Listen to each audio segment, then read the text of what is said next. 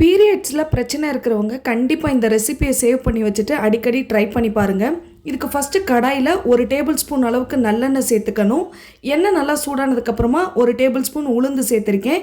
உளுந்து வறுபட்டதுக்கப்புறமா 7-8 பல் பூண்டு சேர்த்துக்கோங்க.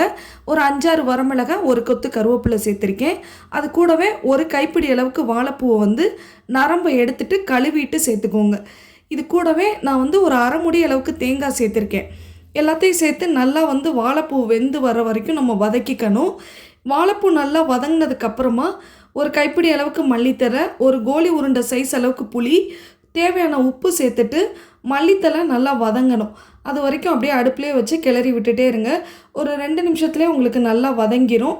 இது நல்லா வதங்கினதுக்கப்புறமா ஆற விட்டுட்டு அதுக்கப்புறமா நீங்கள் ஜாரில் சேர்த்துட்டு கொஞ்சம் கொரப்பாக அரைச்சி எடுத்தீங்க அப்படின்னா வாழைப்பூ சட்னி ரெடி ஆயிரும். நீங்களும் கண்டிப்பாக ட்ரை பண்ணி பாருங்கள். இந்த வீடியோ பிடிச்சிருந்ததுன்னா லைக், ஷேர் அண்ட் சப்ஸ்கிரைப் பண்ணிடுங்க. தேங்க்யூ.